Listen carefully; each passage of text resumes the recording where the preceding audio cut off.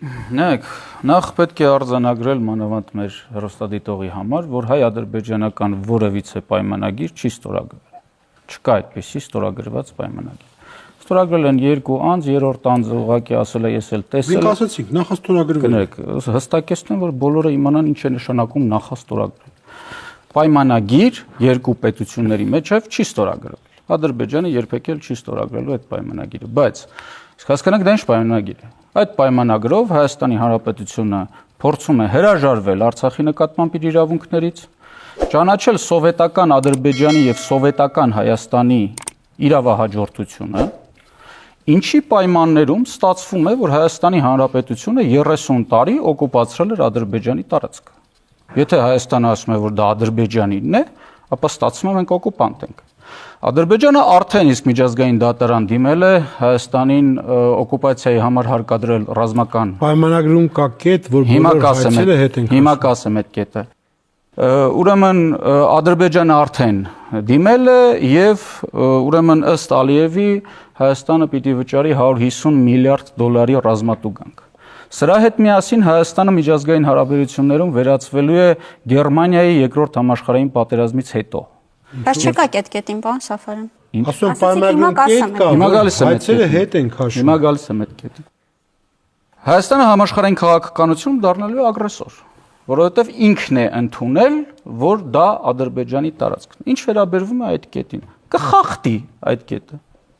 Ադրբեջանը ինչպես նոյեմբերի 9-ի պայմանագիրը խախտեց եւ այսօր պատանդներ է պահում Հայաստանի Հանրապետության քաղաքացիներին պահում է պատանդ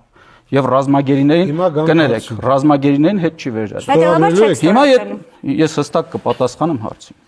Հիմա եթե մենք գնում ենք այդ ճանապարհով, նա կհրաժարվի այդ կետը կատարելուց, կդիմի միջազգային դատարան եւ Հայաստանի Հանրապետության համաձայնությունը կդնի դատավորների առաջ։ Կասի Հայաստանի Հանրապետությունը համաձայն է, որ ինքը օկուպանտ է։ Երկրորդ հանգամանքը։ Այսօր արդեն Սյունիքը գտնվում է օղակի մեջ, ավելի խիստ օղակի, քան Արցախն էր գտնվում։ Եվ Ադրբեջանը ցանկացած պահին, եթե մենք ճանաչենք սովետական Ադրբեջանը, ցանկացած աշխարհակաղակական իրավիճակ եթե թույլ տվեց, երկու կողմից մտնելու է Սյունիք։ Չկա որևիցե մեթոդոլոգիա 30 կիլոմետրը պահելու։ Նաև Ադրբեջանը մտնելու է Գեղարքունիք, որովհետև Ադրբեջանում վարելահողերը ուրեմն չորանում են, իսկ գլոբալ տաքացման արդյունքում ավելի են չորանալու, իսկ նա քթի տակ գտնվող Սևանը մեզ չի թողի։ Այսինքն ուղիղ պատասխանեմ հարցին, մենք միանշանակ նմանատիպ հանցավոր պատերազմ բերող Հայաստանի Հանրապետության շահերին հակասող Հայաստանի Հանրապետության իրավունքները ոտնահարող պայմանագրի տակ երբեք չենք ստորագրի։ Դրա տակ ստորագրությունը պետական դավաճան է։ Ինչ եք անելու։ Ինչ ենք անելու պայմանագրի վերաբերյալ։ Դա եկեք իշխանության Ադրբեջանի հետ հարաբերություններում ունենք նախաստորագրված պայմանագիր, չեղարկում ենք։ Ադրբեջանի չեղարկելու խնդիր չկա, այդ պայմանագիրը չի ստորագրվել, որ չեղարկի։ Ադրբեջանի հետ հարաբերությունները, այդ թվում նաև խաղաղության պայմանագիրը, պետք է հիմնված լինի ոչ թե ապօրինի ինչ որ գոյություն չունեցող չարի կայսրության, սովետական միության ներքին վարչական տարածքների ինչ որ քարտեզներով։ Առասարակ մենք պիտի հասկանանք, սովետական միությունը վերացել է, վերացել է իր ներքին վարչական քարտեզներով, Ալմաթիի հռչակագրով, բոլոր փաստաթղթերով, դրանք վերացել են, դրանք միջազգային իրավունքի սուբյեկտ չեն, ոչ սովետական միությունը, ոչ այդ փաստաթղթերը։ Հետևաբար պետք է խաղաղության պայմանագիրը հիմնվի միջազգայինորեն ճանաչված փաստաթղթերի վրա։ Օրինակ, Ազգերի լիգայի կողմից կազմված Հայաստանի Հանրապետության քարտեզի վրա, որը գտնվում է մինչ օրս Միացյալ Ազգերի կազմակերպության փաստաթղթային արխիվում։ Քանի քառակուսի կիլոմետր։ Տվյալ ուրեմն քարտեզը եւ նաեւ Վիլսոնյան իրավարար վճիռը, որը նույնպես միջազգային պայմանագիր է, ենթադրում է Հայաստանի Հանրապետության տիտղոսը, իրավունքը 162,000 քառակուսի կիլոմետրի նկատմամբ։ Հետևաբար, սակայն սա չի նշանակում, որ եթե քո իրավունքը տիտղոսը գտնվում է այդ տարածքների վրա, դու հեսա զորքը առնում ես, գնաս այդ տարածքների վրա։ Խնդրում ես տալիս։ Կներեք, սա նշանակում է իրավունքից չհրաժարվել։ Ինչպես որ ատոմային ռումբով գետնին հավասարեցված Ճապոնիան չհրաժարվեց եւ մինչ օրս չի հրաժարվում Կուրիլյան կղզիների նկատմամբ իր իրավունքից։ Նա շատ լավ գիտի, որ վաղը չի հարձակվելու եւ տասնամյակները չի հարձակվելու Ռուսաստանի վրա։ Ֆոկլենդյան կղզիների պատերազմի արդյունքում Արգենտինան պարտվեց Մեծ Բրիտանիային, բայց մինչ օրս չի հրաժարվում իրավունքից։